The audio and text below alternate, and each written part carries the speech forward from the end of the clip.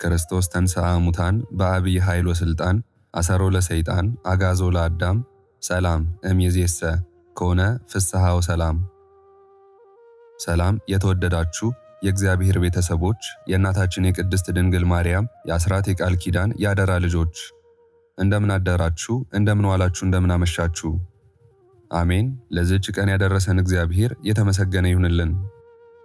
የዛሬዋ ቀን የ3 ዓመት ሕፃን ገና በውል መናገር ያልጀመረ ገና እግሮቹ መሬትን አጽንተው ያልረገጡ ነገር ግን መንፈሱ ከሰማየ ሰማያት የረቀቀ እምነቱ ከጽኑ ዓለት የጠነከረ አያሉ የንጉሳንን ዙፋን ያናወጠ ታላቁና ክቡር አባታችን ሕፃኑ ቅዱስ ቂርቆስና ብጽዕት እናቱ ቅድስት ኢየሉጣ ወርሃዊ መታሰቢያ በዓላቸው ነው።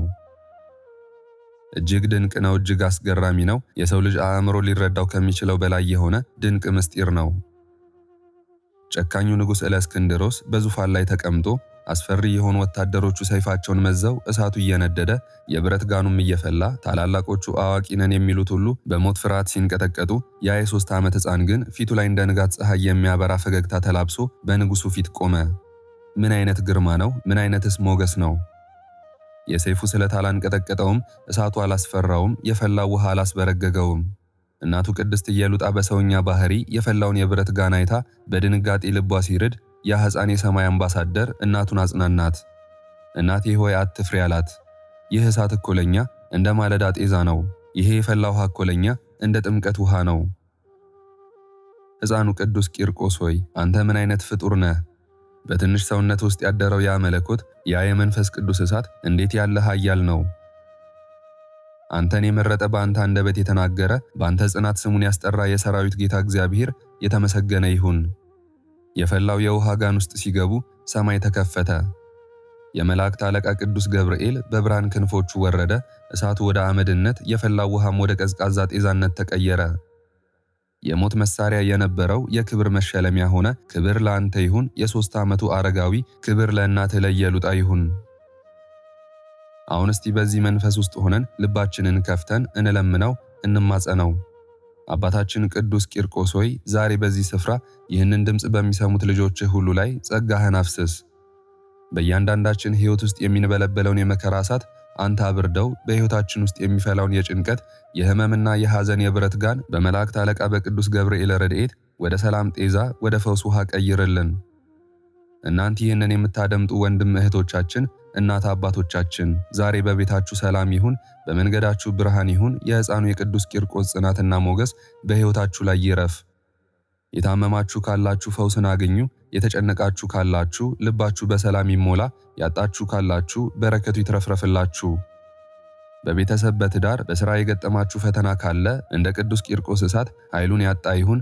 እናቱ ቅድስት ኢየሉጣ በእናትነት ፍቅሯና ጽናቷ ቤታችሁን ትባርክ። አሜን በሉ አሜን። የቅዱሳኑ በረከት እንደ ዝናብ ይውረድ። የተወደዳችሁ አድማጮቻችን ይህ የሕፃኑ ክብር ከታሪኩ አንድ ጠብታ ብቻ ነው። ይህ ቅዱስና ድንቅ ሕፃን ያደረገው ተአምር፣ የተቀበለው አክሊል፣ ለሰው ልጆች ሁሉ የተሰጠው ቃል ኪዳን እጅግ ጥልቅና ሰፊ ነው። አሁን ልባችሁን የበለጠ አዘጋጁ፣ ነፍሳችሁን ለበረከት ክፍት አድርጉ። ምክንያቱም ከዚህ በመቀጠል እጅግ ድንቅ የሆነውን አጋንንትን የሚያረደውን በሽተኛን የሚፈውሰውን ልብን በሐሴት የሚሞላውን የቅዱስ ቂርቆስንና የእናቱን የቅድስት ኢየሉጣን ገድላቸውንና አስገራሚ ተአምራታቸውን በጥሞና እንድታዳምጡ ወደ እናንተ ልናቀርብ ነው። እባካችሁን ይህንን ጸጋ እንዳያልፋችሁ በጥሞናና በጸሎት መንፈስ ሆናችሁ በተመስጦ ሆናችሁ አዳምጡ። ጆሮአችሁን ብቻ ሳይሆን ልባችሁን ክፈቱ። የሕፃኑ አምላክ የቅዱስ ገብርኤል ጌታ የሁላችንም አባት የሆነው ልዑል እግዚአብሔር ማስተዋሉን ያድለን። አሜን።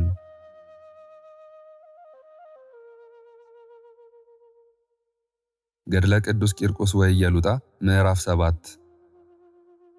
በዚህ ሁሉ ምክርም ሕፃኑ ቅዱስ ቂርቆስ የሚነደው የጋኑን እሳት ከመፍራቷ የተነሳ እናቱን ሊያስጨክናትና እግዚአብሔርን በማምለክ ሊያበረታት አልቻለም።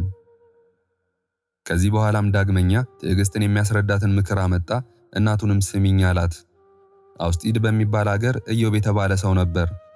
ይሄ ሰውም ቅንና ንጹሕ፣ እውነተኛ፣ እግዚአብሔርን የሚፈራ ሰው ነበር።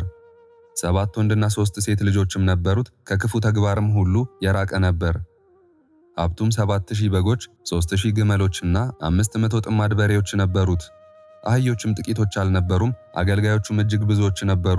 በዚህ ዓለምም ሥራው ታላቅ ነበር። በፀሐይ መውጫ በስተ ምስራቅ በኩል ከሚኖሩ ሰዎች ይልቅ ቸርም ነበር። ልጆቹም ሂደው በአንድነት ይሰበሰቡ ነበር። ዘውትርም በየቤታቸው ምግብ ይመገቡ ነበር። 3ቱ እህቶቻቸውም ከእነርሱ ጋር ይበሉና ይጠጡ ነበር። የግብዣቸው ዕለት ከተፈጸመ በኋላም ኢዮብ በእግዚአብሔር ፊት ቆሞ ይማልድላቸው ነበር። በጠዋት ገስግሶም በቁጥራቸው ልክ ስለ እነርሱና ስለ ራሱ ነፍስ በደል አንድ ላም መሥዋዕት ያቀርብ ነበር። ኢዮብ ልጆቼ በእግዚአብሔር ላይ የሚያስቡት ክፉ ነገር ካለ ይል ነበርና። ኢዮብም በዘመኑ ሁሉ እንዲሁ ያደርግ ነበር። ከዕለታት በአንዲት ቀንም የእግዚአብሔር መላእክት መጡ፣ በእግዚአብሔር ፊትም ቆሙ። ሰይጣንም መጣና ከእነርሱ ጋር ቆመ። እግዚአብሔርም ሰይጣንን ከወዴት መጣህ አለው።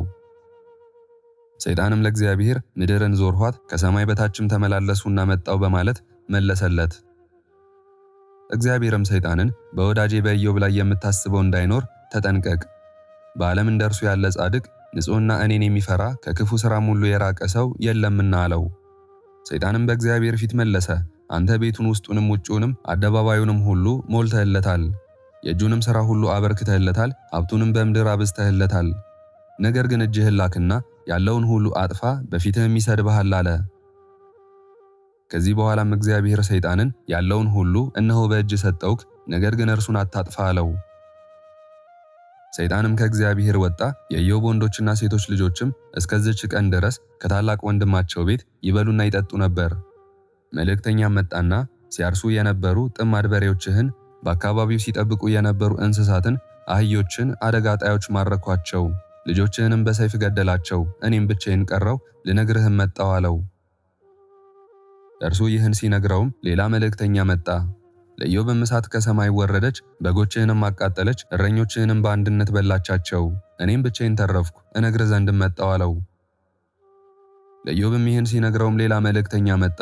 ለኢዮብም 3 ፈረሰኛ ወታደሮች ብዙ ግመሎችን ማረኩ፣ ልጆችህንም በሰይፍ ገደሉ፣ እኔም ብቻዬን ቀረውና ልነግርህ መጣው አለው። ይህን ሲነግረውም ሌላ መልእክተኛ መጣ። ወንዶችና ሴቶች ልጆች በታላቅ ወንድማቸው ቤት ሲበሉና ሲጠጡ ከጫካ ጽኑ ነፋስ በድንገት መጣና ቤቱን 4ቱንም ማዕዘን መታው። ቤቱም በልጆች ላይ ወደቀ፣ ሞቱም። እኔም ብቻዬን ቀረውና እነግር ዘንድ መጣው አለው። ከዚህ በኋላም ኢዮብ ተነሳና ልብሶቹን ቀደደ፣ የራስ ፀጉሩንም ተላጨ፣ ከመሬት ወድቆም ሰገደ። ከእናቴ ማዕፀን ራቁቴን ወጣው፣ ራቁቴንም ወደ መሬት እመለሳለሁ። እግዚአብሔር ሰጠ፣ እግዚአብሔር ወሰደ፣ እንደ እግዚአብሔርም ፈቃድ ሆነ፣ የእግዚአብሔር ስሙ የተመሰገነ ይሁን አለ። በዚህ ሁሉ በእግዚአብሔር ፊት የበደለው በደል የለም፣ ከንፈሮቹንም እግዚአብሔርን ለመሳደብ አላዘጋጀም። እንዲህም ሆነ፣ ከዚህች ዕለት በኋላ የእግዚአብሔር መላእክት መጡ፣ በእግዚአብሔር ፊትም ቆሙ። ሰይጣንም ከእነርሱ ጋር መጣና በእግዚአብሔር ፊት ቆመ። እግዚአብሔርም አንተ ከየት መጣህ አለው። ያን ጊዜም ሰይጣን በእግዚአብሔር ፊት እንዲህ አለ፣ ከሰማይ በታች አየሁ፣ በመሬትም ላይ ተመላለስኩ፣ ወደዚህም መጣሁ አለው። እግዚአብሔርም ሰይጣንን ወዳጄ ኢዮብን ተመለከትኸውን? በመሬት እንደርሱ ያለ የዋህ ጻድቅና ንጹሕ እኔን የሚፈራና ከክፉ ነገር የራቀ ሰው የለምና አለው። አንተ ሀብቱን አጥፋ ማለት በከንቱ ነው፣ እስከ ዛሬ ድረስ ፍጹምነቱን ጠብቋልና አለው። ሰይጣንም ለእግዚአብሔር መለሰለት፣ ቁርበት ስለ ቁርበት እንዲሉ ሰው ስለ ሰውነቱ ያለውን ሁሉ ሀብት ይሰጣል። ነገር ግን እጅህን ስደድና አጽሞቹንና ሥጋውን ዳስ፣ በፊትህም ይሰድብሃል አለው። እግዚአብሔርም ሰይጣንን ሥጋውን እነሆ ሰጥቼሃለሁ፣ ጻድቅ ነፍሱን ግን ተው አለው። ሰይጣንም ከእግዚአብሔር ዘንድ ወጣ፣ ኢዮብንም ከእግሩ እስከ ራሱ ድረስ ጽኑ ደዌ ያዘው። ገል ያዘና ቁስሉን ማከክ ጀመረ። ከሰፈሩ ወጥቶም በመሬት ላይ ተቀመጠ።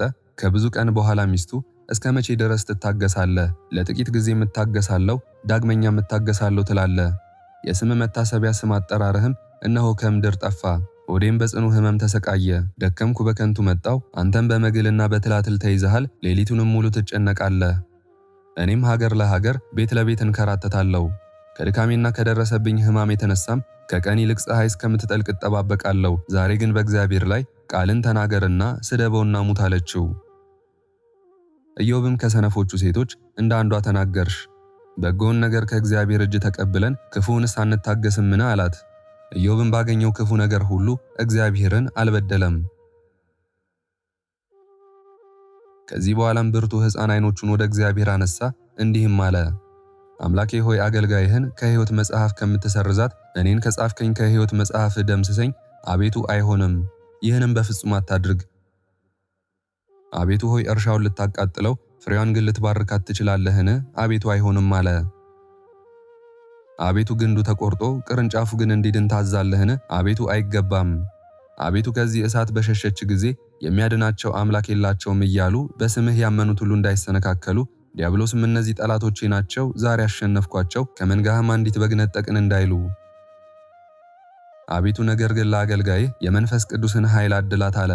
ይህን በጸለየ ጊዜም መንፈስ ቅዱስ በእናቱ ላይ አደረባት፣ ዲያብሎስም ከእርሷ ሸሸ። ከዚህ በኋላም እናቱ ቅድስት ኢየሉጣ ለመንግሥተ ሰማያት መሪ የሆንከኝ ልጄ ሆይ የሚጠብቀንን ተጋድሏችንን እንፈጽም፣ በውስጤ የተሰወረው ዲያብሎስ ከኔ ወጥቷልና ጋኑንም እነሆ በጠዋት ውሃ ቀዳበት እንደነበረው እንስራ ሆኖ እመለከተዋለሁና አለችው። እርስ በርሳቸው ይህን ሲነጋገሩም ወታደሮች ያዟቸው፣ ወደ ጋኑም ወረወሯቸው። በውስጡም የአንገት መጠምዘዣ የስሮች መበጣጠሻ ነበር። ነገር ግን ቅዱሳኑን የነካቸው አንድስ እንኳ አልነበረም። ጋኑም መፍላቱን ተወ። ስሙ ገብርኤል የተባለ የእግዚአብሔር መልአክ ከሰማይ እንደ ዓይን ጥቅሻ ወርዶ በእጁ በያዘው በትረ መስቀል ባርኮታልና እንደ ጧት ጤዛም አድርጎታልና። ከምድራዊ እሳት ውስጥ በመግባታቸውም የገሃነም እሳትን አጠፋላቸው። በሲና ተራራ ሙሴ እንዳያት አመልማልም የሕይወት እሳት እግዚአብሔርን ተዋሃዱት። ምዕራፍ 8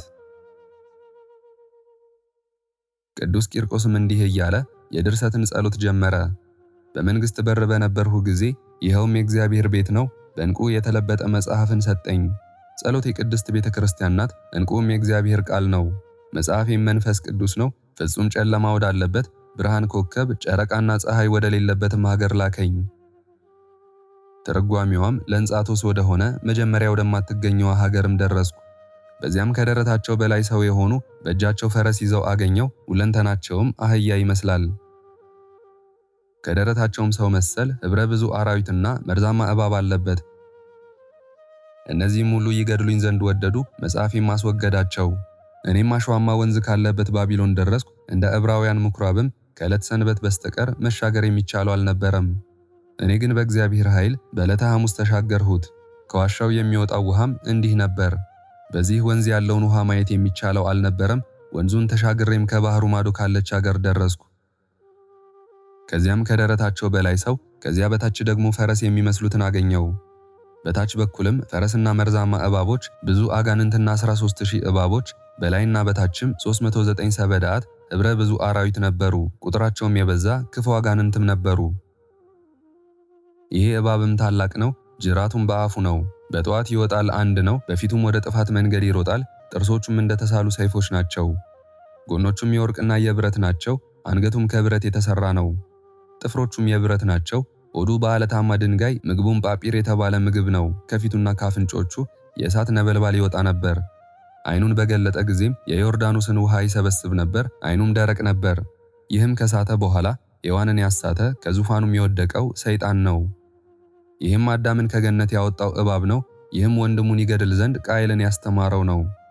ይህም እግዚአብሔር በምድር ላይ ጥፋትን እንዲያመጣ በሰው ላይ ክፋትን ያበዛ እባብ ነው። የራእይት ልባቸው እንዲታበይ ያደረገም ይህ እባብ ነው። ይህ እባብ ኃጢአትን ሁሉ ያመጣው ነው። በእስራኤል ልጆች ላይ የፈርዖንን ሚስት ልቦና ክፉ ያደረገ ይህ እባብ ነው። ይህ እባብ የፈርዖንን ልብ ያደነደነው ነው። እስራኤል ሌላም ጣዖትን እንዲሰሩ ያሳሰባቸውም ይህ እባብ ነው። በቤርሳቤ ደም ግባት ምክንያት ዳዊትን ያሳተው ይህ እባብ ነው። ይህ እባብ ሰለሞንን ከጣዖት በኋላ እንዲከተል ያደረገው ነው። ሕዝቦቹም እንዳይመለሱ በኢየሩሳሌም ለእግዚአብሔር እንዳይሰግዱ ኢዮርብዓምን የወርቅ ጣዖት እንዲሰራ ያሳተውም ይህ እባብ ነው። ይህ እባብ በኤልዛቤል ዘመን ኤልያስን ያሳደደው ነው። እርኩስ ጣዖትን እንዲሰራ በእግዚአብሔር ቤት እንዲያቆመው ምናሴን ያስተማረው የመራው ይህ እባብ ነው። በዓለም ላይ ይህን ሁሉ ጣዖት ያስመለከም ይህ እባብ ነው። በመጀመሪያ ስለሳተ የሰዎች ጠላት ይህ እባብ ነው። ከዚህ በኋላም አየኝና ተከትሎ ሊገድለኝ ወደደ። ያን ጊዜም ጌታዬ ኢየሱስ ክርስቶስ ከቅዱሳን መላእክቶቹ ጋር ወረደ፣ እባቡንም አቃጠለው፣ የአጋንንትን ዘሮች ሁሉ አስወገደ። ተበትነው የቀሩ እስራኤልንም ሰበሰበ፣ በዚያች አገርም አደሩ። የበሯ መድረክ ምልክትም ይህች ናት። ግዝፈቱ 300 ክንድ የሚሆን ታላቅ የብረት ጣዖት ነበር። የአፉ ውስጥም 4 ክንድ ነበር። ብረቱም ሁለንተናው የተጻፈበት ነበር። በዚያ ቦታም የብረት ምልክት አልነበረም። ሕያው ነፍስ ያለውም በዚያ ማለፍ አይችልም ነበር። ከቤተ መንግሥቱ በር ደርሼ ይህን ጸሎት በጨረስኩ ጊዜ ዲያብሎስ በሽማግሌ ሰው ተመስሎ ያለቅስም ጀመር። ወዮልኝ ወዮታ አለብኝ፣ ወዮልኝ ወዮታ አለብኝ። ለዚህ ሕፃን መሳለቂያ የሆንኩ እኔ የብረት ችንካሬን የት ልወርውረው? እንግዲህ የማደርገውን አላውቅም። የጣዖታት ቤቶቼ ወደቁ፣ መዝገቦቼም ፈራረሱ። በ3 ዓመት ሕፃን በመሸነፌም አፍሬያለሁና አለ። ጎልማሳ ቢያሸንፈኝ ድንቅ አልነበረም? ነገር ግን ትንሽ ሕፃን አሸነፈኝ። ምን ላድርግ? ከእንግዲህ ወዲህ ወደ ሽማግሌ ሰው ልመለስ፣ እርሱ ይሰማኛልና ይህን ዓለምም ይወዳልና። ወይስ ቢቻለኝ ወደ ጎልማሳው ልግባ? የቤተ ክርስቲያን አምድ የሆነ ጴጥሮስን አነዋወጽሁት፣ የጠቀመኝ ግን አልነበረም። ወደ ጎልማሳው ብሄድ እነሆ ጎልማሳው ጳውሎስ ድል አደረገኝ። ወደ ታናሽ ሕፃን ልግባ ብልም ከዚህ ሕፃን ያነሰ የለም። በትዕግስቱ ብዛትና በሚያስደስት ተአምራቱ ኃያሉ ቂርቆስ ባሸነፈው ዕለት መዋረዱና መውደቁ ሲገለጥ የተናገራት ይህች የሰይጣን አነጋገርም ውስጥ በግዛት እንዳሉ ነፍሳት የእሱንም ነፍስ ሊያግዛት በወደደ ጊዜ በመስቀል ላይ እያለ ክርስቶስ ባሸነፈው ዕለት ሰይጣን ወደ እርሱ ቀርቦ ከዚህ ቀደም የተናገሩትን ነገሩን መሰለቻት። ያን ጊዜ ምስጋና ይግባውና ክርስቶስ ገሰጸው። በመስቀሉ ዙሪያም የሰማይ ሰራዊት ሁሉ ደንግጠው ተመለከቱ። በክፉ ስቃይም ተያዘ፣ ፈጽሞም ፈራ፣ የእግዚአብሔር ልጅ እንደሆነም ተረዳ። የጥምቀት ዕለት በዮርዳኖስ ወንዝ ዳግመኛ በደብረ ታቦር እግዚአብሔር አብ እንደመሰከረለት አወቀ። ከዚህ በኋላ በእርሱ ምክንያት አላበው። ከእርሱም ነፍሳት ወዳሉበት ገብቶ ያነዋውጣቸው ዘንድ ሳይችል ቆሞ ቀረ። ሥራዎቹ ሁሉ ከጌታችን ጋር ያደረጋቸው ተቃውሞዎቹ በፊቱ የተሳሉ የተገለጡ ነበሩ። ከዚህ በኋላም እስከሚወድቅ ድረስ ጥንቱን ከመላእክት ጋር የነበረውን ክብሩን አስታወሰ። እግዚአብሔርም ከእርሱ ከክፋቱ የተነሳ ሊወስድበት ሲቻለው የወደደውን ያደርግ ዘንድ ኃይሉን ተወለት። ልዑል እግዚአብሔር ከአይሁድ ጋር ያደረጋቸውን ሥራዎችንም ታገሰ። እርሱ ግን ከክፉነቱ የተነሳ እንቢ አለ። ሰማይና በውስጡ ያሉት ምድርና በእርሷ ላይ ያሉት በፊቱ መቆም የማይችሉ ሲሆን በጲላጦስ ፊት ቆመ።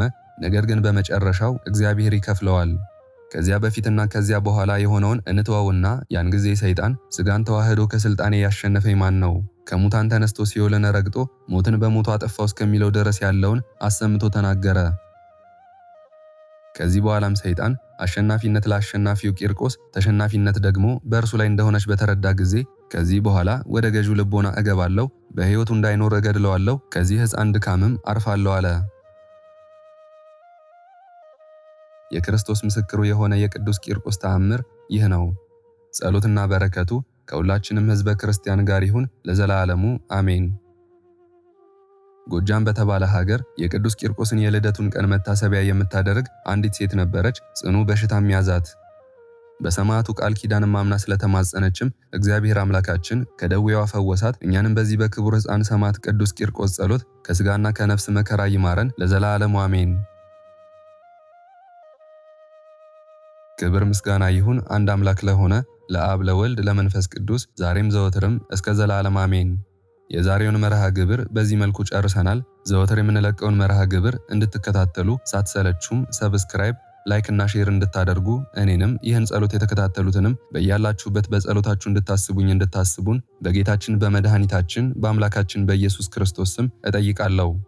እግዚአብሔር አምላካችን እስካሁን ሰዓት ጠብቆ ለዚህ ያበቃን የአባቶቻችን አምላክ ልዑል እግዚአብሔር ስሙ ፈጽሞ የተመሰገነ ይሁንልን።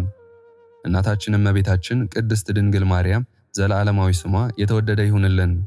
ጻድቃን ሰማዕታት፣ ቅዱሳን መላእክት እንደየክብራቸውና እንደየማዕረጋቸው የከበሩ ይሁኑልን። የዛሬውን ጸሎት ምስጋና ወይም ቃል እግዚአብሔር በቅርብም በአካል በሩቅም በያላችሁበት ስትከታተሉ ለቆያችሁ በኋላም ለምታደምጡ በአሜነ በረከት ለተሳተፋችሁ በሙሉ በጸሎት እንድናስባችሁም ለጠየቃችሁን ፍቅርተ ማርያም ወለተ መስቀል ገብረ ጻድቅ ወለተ ሥላሴ እህተ ማርያም ወለተ ማርያም አጸደ ማርያም እህተ ማርያም ወለተ ሰንበትና ክንፈ ሚካኤል ወለተ ጻድቅ ክንፈ ሚካኤል ወለተ ሥላሴ ወልደ ያሬድ ወለተ መድን ገብረ መድን ወልደ ሚካኤል ወለተ ኪዳን ወለተ ሐና ወለተ ሐና ገብረ ሥላሴ አጸደ ማርያምና ወለተ ሰማዕት ገብረ ሥላሴና ስዕነ ማርያም ወለተ ጻድቅ ወለተ ማርያም ፍሬ ሰንበት ወለተ መድን ወለተ ጊዮርጊስ ወለተ ትንሣኤ ወለተ ገብርኤል ወለተ ማርያም ገብረ ሥላሴ ገብረ መድን ገብረ ጻድቅ ወለተ አማኑኤል አመተ እግዚአብሔር ተክለ ማርያም ወለተ ኪዳን ተስፋ ጽዮን ወልደ ማርያም ጸጋ ዘአብ አመተ ማርያም ጽጌ ማርያም ኃይለ ጊዮርጊስ ኃይለ ሚካኤል ክንፈ ገብርኤል ወለተ ኢየሱስ ተክለ አብ ወለተ መድን ጸገነት ኃይለ ማርያም እህተ ማርያም ወለተ ፀሐይ ወለተ ኪዳን ሀብተ ማርያም ፍቅረ ሥላሴ ወለተ ሥላሴ ማርዬ ወለተ ማርያም ወለተ መድህን ወለተ ሥላሴ ወለተ ኪዳን ወለተ ኢየሱስ እህተ ማርያም አጸደ ማርያም ሐና ማርያም ጽጌ ማርያም ገብረ ሥላሴ ወለተ መድኅንና ገብረ መድኅን እህተ ማርያም ወለተ ቂርቆስ ወለተ ሐና ገብረ እግዚአብሔር ገብረ ሥላሴ ገብረ ማርያምና ወልደ ሥላሴ ብስራተ ገብርኤል ወለተ ሚካኤል ፍቅርተ ሚካኤል ኃይለ ሚካኤል ትርሲተ ሚካኤል ፍቅረ ሥላሴ ተስፋ ሚካኤል ወለተ ማርያም ሐና ማርያም አክሊለ ሰማያት ፍቅረ ዮሐንስ ወለተ ማርያም ወለተ ሕይወት ሰሊና ወለተ ትንሣኤ ወለተ አናንያ ወለተ ማርያም ወለተ አረጋዊ ወለተ ሊባኖስ ወለተ ኪሮስ ገብረ ሥላሴ ጽጌ ማርያም ወለተ ጊዮርጊስ ስህነ ማርያም ሰይፈ ሚካኤል ተርሲተ ገብርኤል ወልደ ማርያም ወለተ ሰንበት ወለተ ሥላሴ ወለተ ሥላሴ ኃይለ ገብርኤል ገብረአብ ኃይለ ሚካኤል አስካለ ማርያም አምደ ሚካኤል ወለተ ሚካኤል አመተ ኢየሱስ ወለተ መድኅን ሁላችሁንም እግዚአብሔር ያስባችሁ ከነ ቤተሰባችሁ በሕይወት በጤና ያቆያችሁ። ዕድሜ ዘመናችሁ የተባረከ ስራችሁን የሰመረ ቀናችሁን ያማረ ኑሯችሁን የከበረ ጸሎታችሁንም የተሰማ ያድርግላችሁ። እንዲሁም በአካል በሥጋ የተለዩንን ወለተ ማርያም ወለተ ሥላሴ ገብረ ሥላሴ ወለተ ጽዮን ወልደ ሰማያት ሳህለ ማርያም ወለተ ማርያም እግዚአብሔር አምላካችን ነፍሳቸውን ይማርልን፣ በአጸደ ሕይወት በገነት በመንግሥተ ሰማይ ያሳርፍልን። አነሳስቶ ላስጀመረን አስጀምሮም ላስፈጸመን ለልዑል እግዚአብሔር ክብርና ምስጋና ይግባው ዛሬም ዘወትርም ለዘላለሙ አሜን። አቡነ ዘበሰማያት